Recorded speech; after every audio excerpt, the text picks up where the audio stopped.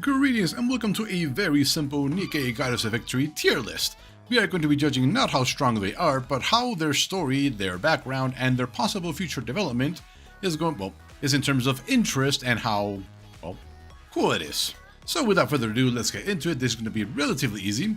Rappi goes straight into A tier. Her story is essentially complete at this point. We have her background, we have her current story completely resolved, and there is nothing currently in the game that hints at any other future developments in the story. So she goes straight into A tier. Neon and Anise unfortunately go into C tier.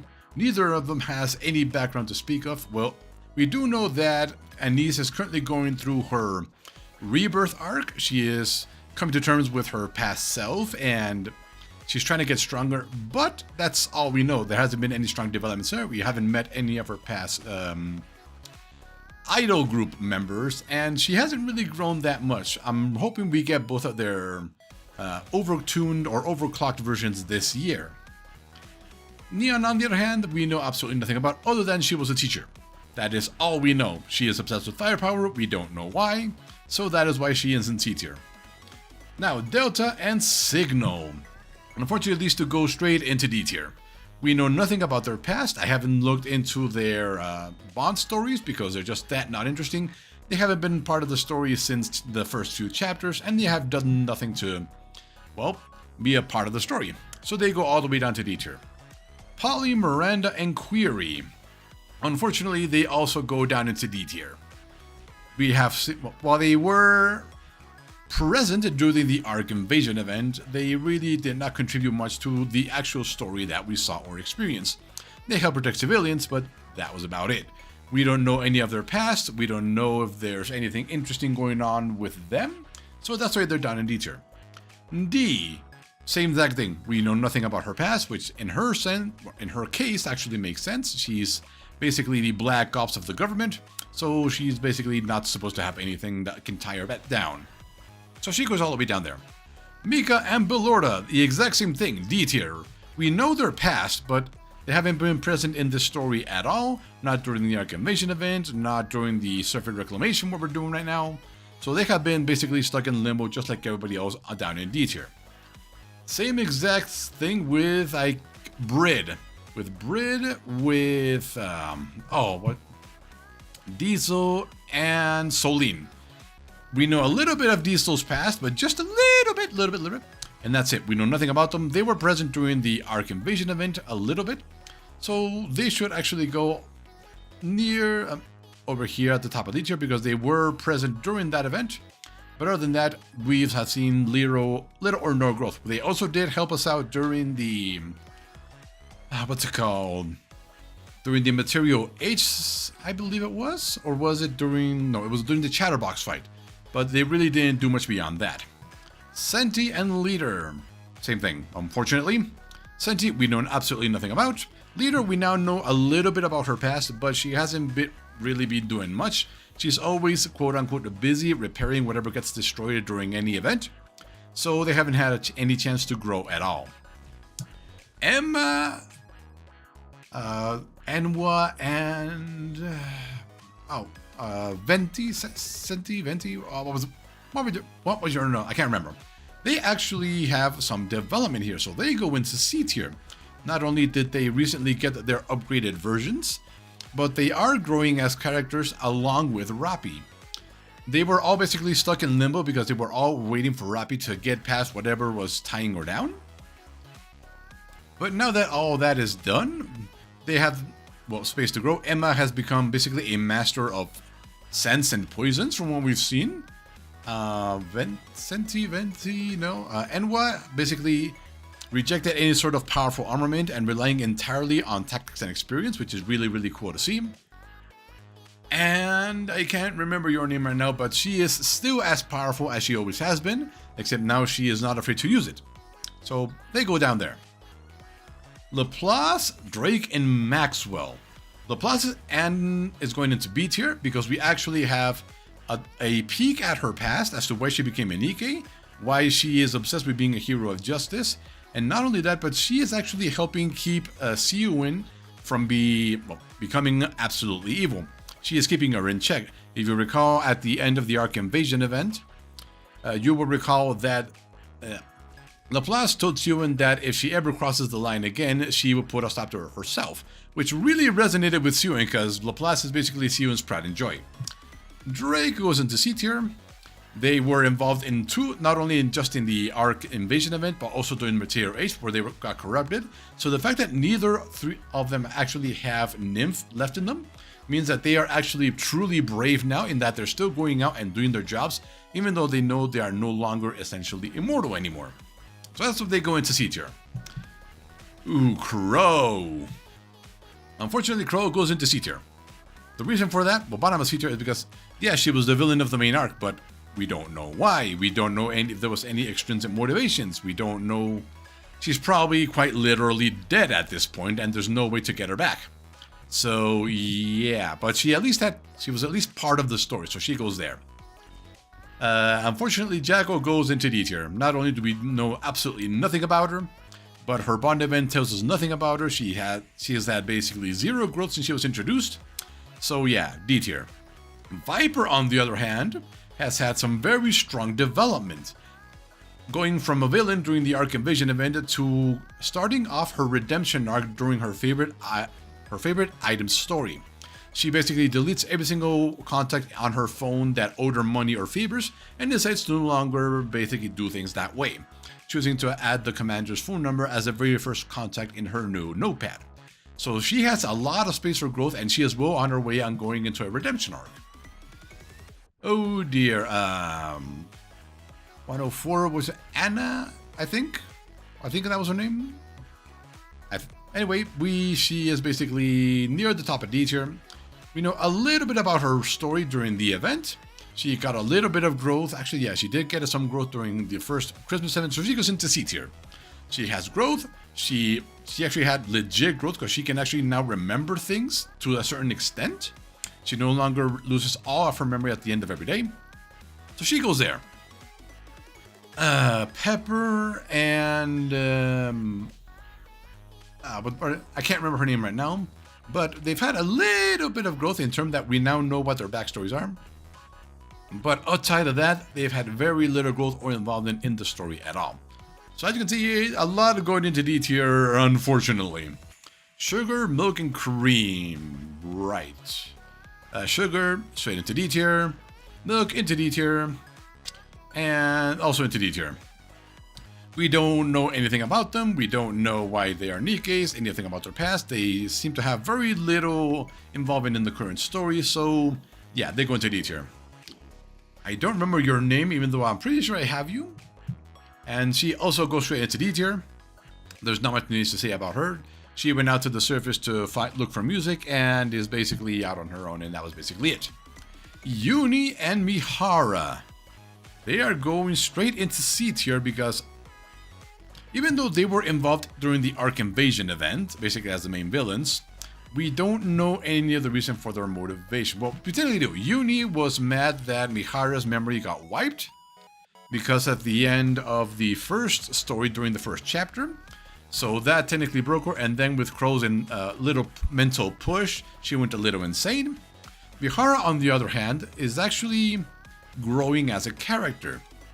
After they were rebuilt by Missiles, Mihara basically accepted that what they had done was absolutely evil, and she basically agreed that she and Uni deserved to be punished, and so as that the same colors that are put on Exotic that can blow up if they don't come back once a month be put on them. So they had some pretty decent growth, and they are about to be heavily involved in the story of the Loneliest Drop Bubble and whatever's coming up with Siren. So they are about to get a lot of character development. So they go into C tier. Privati, as much as I like her, into C tier. We know nothing about her. She is not involved in the story much, except in events, particularly maid events for some reason. And she doesn't seem to have any room for growth at all. So unfortunately D tier, but top of D tier. Ilha and Admi. We know nothing about them. Apparently, Admi's past is tragic, but unfortunately, in Nikke, having a tragic past or a traumatic past is par for the course, so it means nothing. So, yeah, D tier. Guillotine. Guillotine goes into C tier because we actually got some character development for her. Same thing with Maiden. So Maiden actually grew and became friends with Eleg, Trani, and Exia. So she has some important character growth there. And Guillotine actually finally stepped out of her, what's it called, being stuck in second grade syndrome, I believe it's called second grade syndrome? Middle school syndrome, that's what it is. And actually gave close to that arc at the end of last year's winter event. So they actually had character growth. That's why they're up in C tier and not D. I can't remember your name at the moment, but unfortunately you go into D tier because you have no growth. Alice, exact same thing, no growth and no backstory essentially. You go slightly above them, because you were actually involved in us during the event, and you actually have some slight character growth during it. And you, let's not even speak of you. Now, Rupee, Yen, and Dala. We know what they are, we know what their job is, but unfortunately they go straight into D tier because they have had basically no involvement in the story at all. Exia, unfortunately, goes near the top of D tier because we do know a little bit of her past now, but she's had basically no growth at all. You, I know absolutely nothing about you, and you have had basically zero involvement in the main story, so down you go. Snow White, clearly into top of B tier. She's not going into A tier because her story is still completely unresolved. She did not meet up with Red Hood during the story. Once a month, she meets up with Rapunzel and Scarlet to talk about things. They still have not resolved basically the problem with Dorothy. But we do know her past, we know that she changed, and we have seen her, quote-unquote, grow throughout the entire length of the story. So she goes to B tier. Rapunzel. I've seen basically no growth from her, so down into D tier. Scarlet, B tier. Not only did she actually grow, but she has space to grow in the story because she is absolutely obsessed with killing the Rapture Queen. We saw this during the last Kingdom event where Marianne asked her what she wanted and she said she just wanted a drink, but inside we could see she really hated the Rapture Queen. So there is space for growth there. Right, Haram goes into D tier, we know nothing. You go into D tier because we know nothing. You go above them because you actually had some character growth during the main story and you have room to grow, so I really hope you get to grow there. Dorothy, B tier. Not only is she being propped up to be the main villain of a future arc, or something to some extent, but she is, crucial to our survival, but we don't know anything about after the events of Overzone. How did she end up meeting with Sisu and the rest of the pilgrims? How did she build Eden? What is her goal, really? Because she says she wants to defeat the Ark, but to what extent? If the Raptor Queen attacks the Ark first, will she defend the Ark, or what's going on? We don't know. So she has a lot of room to grow. You go into D tier. Unfortunately, Epinel, you also go into D tier. D tier. Modernia, B tier, obviously. She has been being set up as the final tragic heroine in the game. She can now basically control raptures of a lesser rank than her, although it does drain a lot of her energy. And we as the commander, have not seen her since we left her in charge of the Goddess Squad, so plenty of room to grow. Nihilister. Unfortunately, you go into D tier because we know nothing about you, like literally at all. I'm hoping that since she was left alive at the end of the interlude between 1 and 2, we get to see more of her because she could add a lot to the story. Unfortunately, Blank and Noir straight into D tier.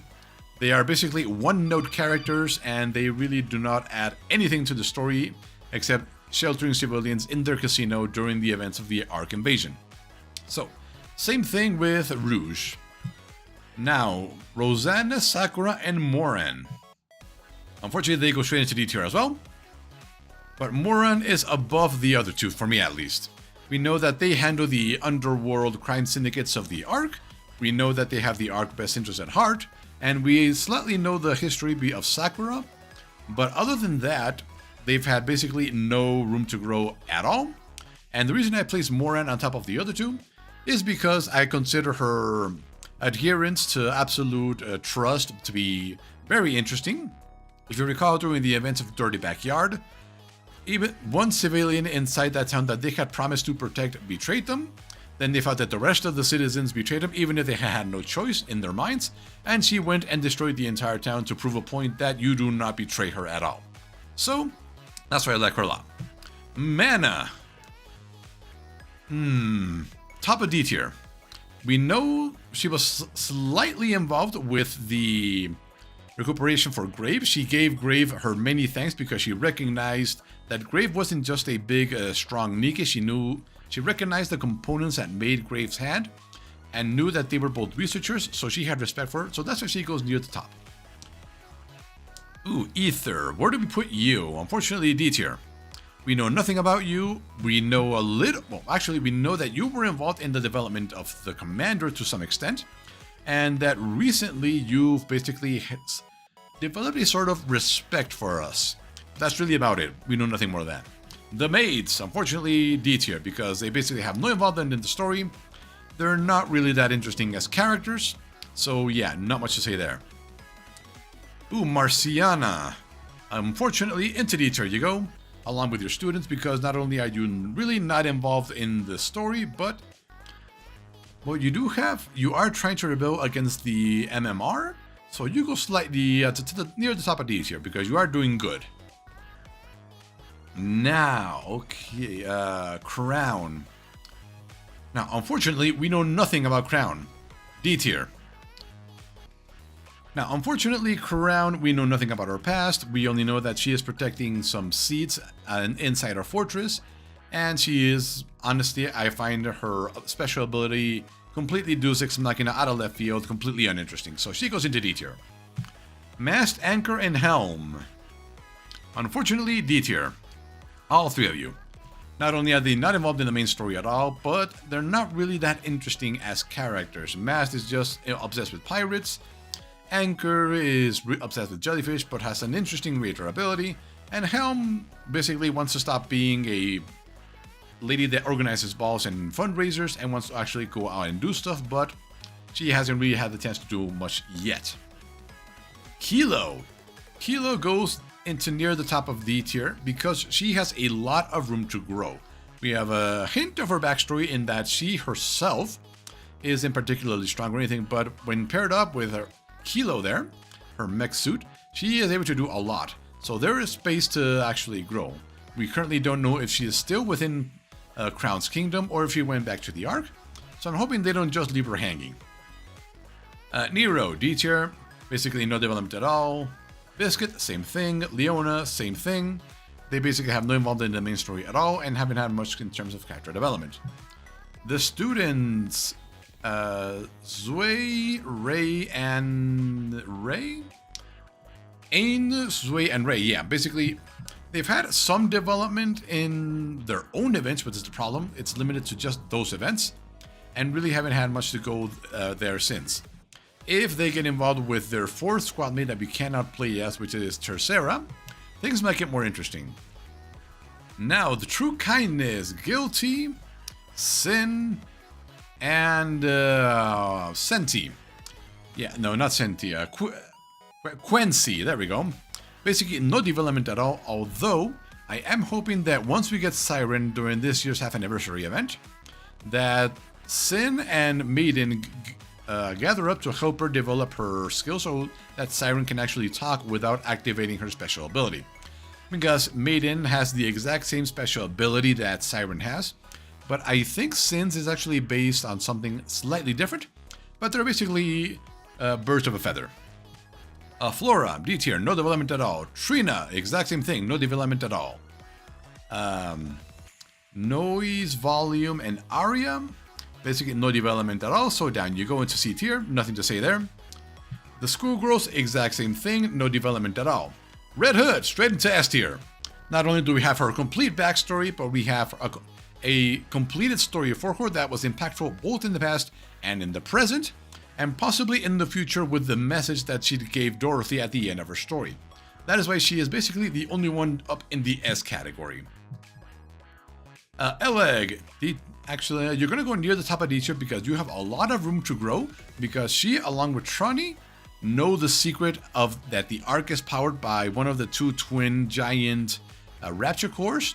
So they are going to be involved in the story in the future. So that's why they go near the top of D tier. But aside from that, not much in terms of development. Cinderella. People are not going to like this, but she goes to the bottom of C tier. Not only is she a very one-note character, but all she has is she's very strong and she's looking for the rest of the old tales. That's it. No character development beyond that. And like I said before, having a tragic backstory is par for the course in this game, so it adds nothing to her character. Now, Grave on the other hand goes near the top of C tier. We know her past, and we know that right now she's really just a puppy following around Cinderella, but because she used to be a researcher and she made the old tales, then we know that she has a lot of room to grow. Not only is she able to speak freely now, but she probably remembers a lot of her technological stuff. So she has a lot of room to grow there. You two, the cheerleaders, C tier. You basically are one-note characters and add nothing to the story. Phantom, exact same thing. Although slightly above over here, I'm going to say, because we know she is a librarian. But that came literally out of nowhere. We don't know what library, because I don't think we have run in the outpost, I think. And we obviously hold her plenty of time because we know each other. But outside of that, she was just a filler character, unfortunately. And lastly, Bready and Crust. Bottom of D tier. Not only do they add nothing to the top of to the main story, but they're really not that interesting as characters either. Bready's ability is basically a Deus Ex Machina that is probably going to come in relatively soon in the story, as was it's being set up as.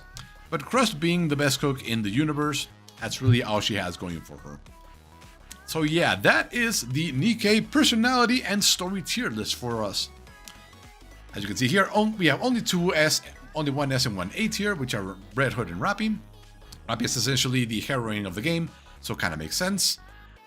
A couple of her friends here, Snow White, Rapunzel, Scarlet and Dorothy being up here in B tier because they have a lot of room to grow and have had an impact in the story, obviously.